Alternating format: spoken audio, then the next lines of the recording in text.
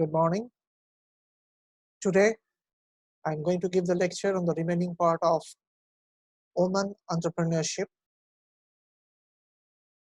This is a module, a chapter in your course, Fundamentals of Entrepreneurship and Project Management, having the course code of BBA 602.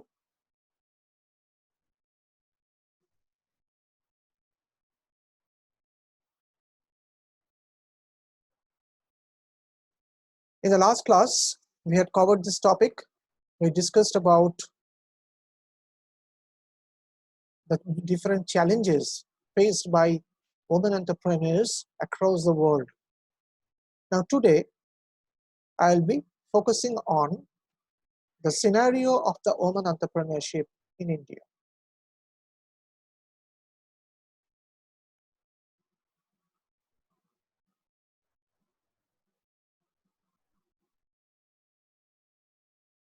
Here we are. So, women entrepreneurship in India. Just like the other parts of the world, we have seen an unprecedented growth of entrepreneurship for the female in India as well. Now, there has been a basic difference. India, perpetually we are having a traditional society, and we are still continuing to have it, although we have got many evolutions, many changes in the dimension, the social thought process, but still Indian society is referred to be a traditional society where the female are not allowed to go outside and to do a business. In the last class already we had talked about the various challenges. So this is one of the major complexity and the restriction for the Indian women entrepreneurs. Now on screen you can see some very popular and famous names. We have more. This is just to cite few. Vandana Luthra, the founder of VLCC, the Beauty and Wellness Clinic, having the international presence. VLCC is a very, very notable and prominent organization. It is actually founded by and run by a female entrepreneur, Mrs. Vandana Luthra. Next one, Mrs. Kiran Mazumdar Shaw, the founder of Biocon Limited. You may be knowing the success story of Biocon. Just like Apple, Biocon also started in a garage in the city of Bangalore, India, by this lady. And now it is one of the prominent names in the world in the domain of biopharmaceuticals. Priya Paul, the chairperson of the Park Hotel, APJ Surendra Park Hotel Groups. Suchi Mukherjee, founder and CEO of LimeRoad. Falguni Nayar, the founder of Nykaa, the online the cosmetics dispenser and the vendor. Vanikola, founder, Kalari Capital. She is right now one of the venture capitalists for the other startups in India. And Radhika Ghai Agarwal, shopclose.com. So you can see a notable presence of women entrepreneurs in India. But one thing is noteworthy, that the presence is still restricted towards the service sector. In manufacturing sector as well, we never know that we can see a remarkable growth as well in a very near future. I have consciously excluded the names of Mrs. Indra Novi, the former chairperson of PepsiCo, and now one of the board members in Amazon. Now, we are hopeful that in India, the ladies also will follow the footsteps of Mrs. Indra Novi, and in manufacturing sector as well, we can see a prominent presence of the lady entrepreneurs in India as well. So these success stories are definitely highly motivating for the ladies or the girls who wants to run a startup. Now, as I started the discussion with a keyword, that a traditional society. So being a traditional society, Indian entrepreneurs, especially the lady entrepreneurs, face many problems. And these are few. Family restriction, It's understandable. We all know. If you are at all an aspiring entrepreneur and already have started building up your own venture, you might have faced that problem as well.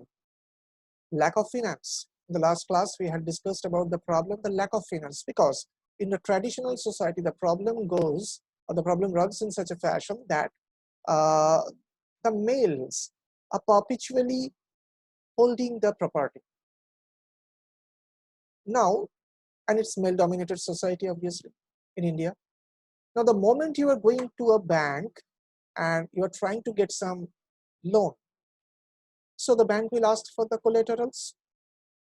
Now, you cannot show any collaterals in your name. So that has been a problem. So finance has already been a problem, all throughout been a problem. This is one of the major area that restricts the women entrepreneurship in our country.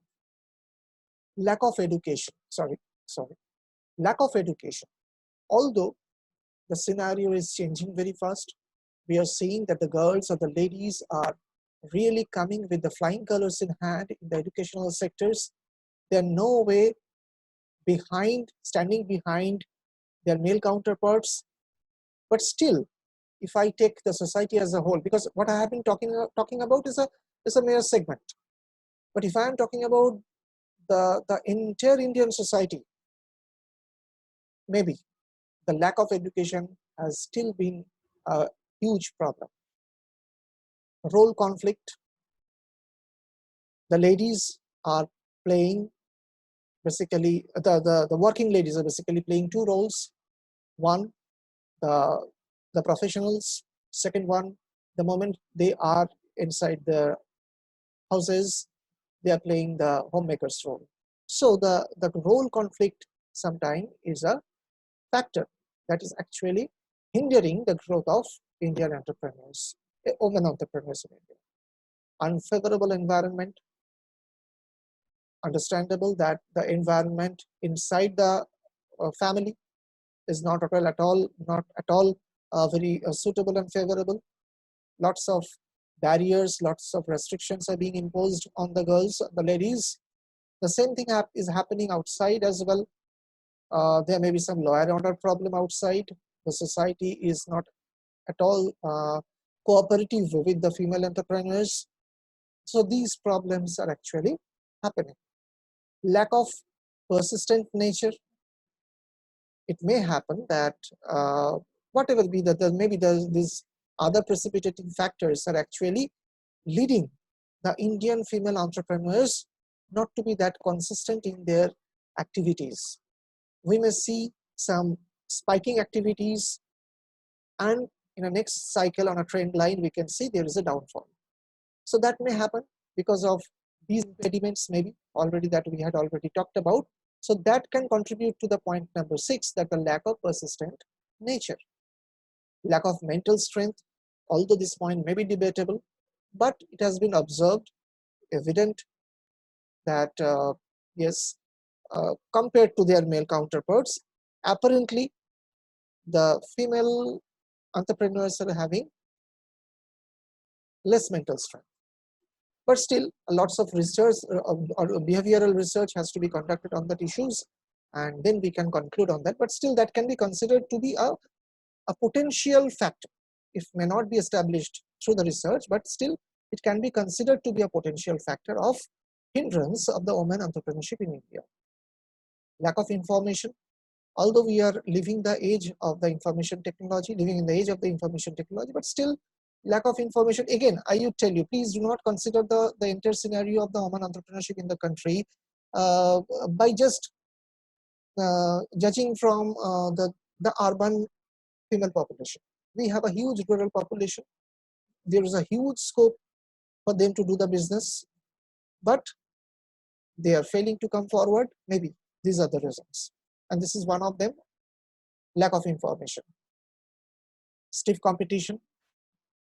This has been a characteristics for the startups, that you have to fight with the well-established companies to get your market share, and the woman entrepreneurs needs to fight that problem as well, combat that problem as well. Mobility restriction is one.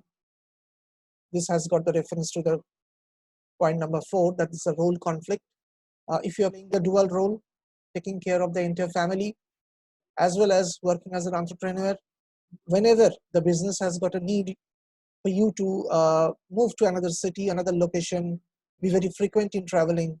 But this problem, the role conflict, may restrict you to have your expected mobility. So that has always been a problem. So these are the different challenges and problems faced by the women entrepreneurs in India. Now, what is the remedy, or what are the remedies to them? Do we have any remedy? Let's see. These are the remedial measures proposed. First of all, promotional help. The female entrepreneurs should get the promotional help. Nowadays, we know that the government of different states in India, as well as the government of India, is also providing lots of help. So one of the help should come in the area of promotion. Training should be given to the women entrepreneurs. Selection of machinery and technology. If they are not well aware of that, especially I'm talking about the rural women entrepreneurs, they should be provided with this particular know-how. Finance is obviously a problem. The government of India is trying to help, trying to provide the different trainings. The incubation centers are being established. So this is one area, and the banks and the non-banking financial corporations, they have to be also be looking into this particular matter very intensely. Marketing assistance, that can be somehow related to the point number 1, the promotional help. So marketing assistance is they do need, and the family support. Last but not the least, the family support is a vital factor that can enhance the entrepreneurship, women entrepreneurship in India. With this, I conclude this session of lecture on women entrepreneurship. We will continue with our following lecture assignments. Till that point of time, thank you very much. Stay indoor and stay safe.